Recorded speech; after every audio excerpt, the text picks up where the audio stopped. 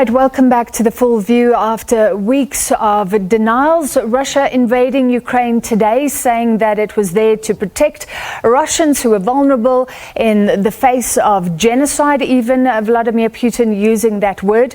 The West has said that that's an absolute absurd pretext for war. And of course, Putin also talking about the demilitarization of the Ukraine. We don't have any confirmation on casualties, but there have been reports throughout the day of explosions in Kyiv, of fierce fighting along the borders, and more details will emerge. And of course, the rest of the world scrambling to get their responses together. Already sanctions imposed on Russia. We are going to hear from US President Joe Biden shortly. He's expected to talk. And also the UN determining its response. Although let's set the context here that on the Security Council there are 5 members with veto powers, including Russia. Let's speak to our correspondent in the US, Sherwin Bryce-Pease. And Sherwin, we're hearing there's a draft Security Council resolution. Just tell us what has been circulated, what we could expect to come out of the UN.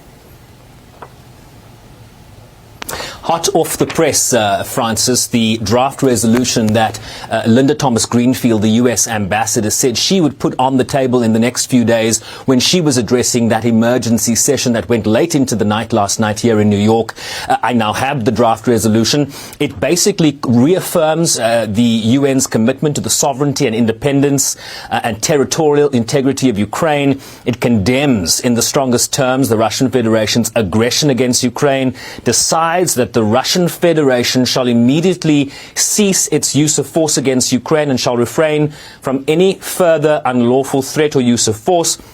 It also decides that the Russian Federation shall immediately, this is important, completely and unconditionally withdraw all of its military forces from the territories of Ukraine within its internationally recognized borders, right? But the preface to this discussion, Francis, is that Russia has a veto, right? And so the expectation is that they would not vote for this resolution and therefore undermine the consensus in the Council. But this is a question that was put to the authors of this draft resolution, a senior U.S. administration official telling us that this is not just about Russia's veto. They say they expect Russia will use the veto, but it will underscore their isolation. He says the impact, it will send a message, in terms of an important impact, it will send a message that the United Nations Security Council is not looking away. It is a critical venue where Russia must explain itself. And he said it would be cynical if the Council were to fail to consider this resolution. So Russia, quoting Linda Thomas-Greenfield, the US ambassador again, she said, Russia cannot veto our voices. They can veto the draft resolution, but they cannot veto our voices. If this resolution fails tomorrow when it is put to a vote, Francis, our understanding is that diplomats will then move to the General Assembly. But of course, the General Assembly resolutions are not legally binding, but it will give you a breakdown of where countries around the world stand on this issue. Will they vote in favor of the Russian Federation, or will they stand with Ukraine and certainly the Western consensus we are seeing emerging? You also saw earlier today a very strong statement out of South Africa calling for Russia to withdraw its troops and for dialogue to be resumed. Even though this war might have broken out, the South African statement says, it's still time to talk. So we are seeing a growing consensus around the world. We are seeing Russia's increasing isolation, certainly in venues like the Security Council. But we are also waiting, as you correctly pointed out, for President Biden to come out and speak. He was engaged in a virtual meeting earlier today out of Washington with G7 leaders. We know that the sanctions they put on Russia earlier this week was a first tranche. So the expectation is that further sanctions targeting financial institutions in Russia, targeting the political elite. We understand even considering targeting Vladimir Putin directly and some of his closest officials. That will be Biden speaking in just a few moments. And then in an hour's time from now, the UN Secretary General will again come out after his late night in the Security Council when he petitioned Russia to withdraw its troops. He will come out and make an additional statement, certainly within the next hour. Sherwin, we've heard reports about NATO putting Air Force members on standby, but other than that, no talk of troops. So maybe intensifying those sanctions, but are sanctions as far as it will go as far as the US is concerned?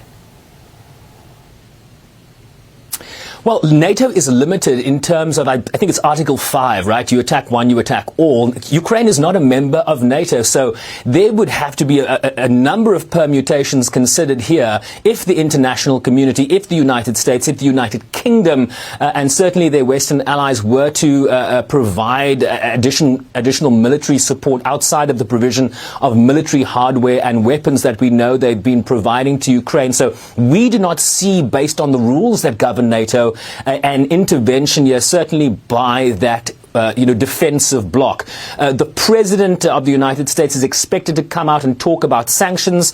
They earlier this week, they targeted VEB, a bank, the fifth largest bank in Russia, in addition to a military bank. They sanctioned Russia's sovereign debt, limiting its ability to fundraise on the international markets. They targeted senior officials, certainly within the administration, what they call Russian elites and their families, in addition to targeting the leadership of the company that runs the Nord Stream 2 gas pipeline that links Russia to Europe in terms of gas supplies. So one expects an augmentation of those sanctions that are already in place, and the expectation, certainly based on how the rules that govern NATO, the expectation is that there will not be military force brought to bear on what is happening in Ukraine right now. All right, Sherwin, we've been talking about the implications for our economy with those oil prices soaring. I wanted to ask you how the U.S. is dealing with that, but we'll chat again. Let's leave it there for now, and we are going to take U.S. President Joe Biden live as soon as he speaks. Thank you very much, Sherwin Bryce-Pease, live from the U.S.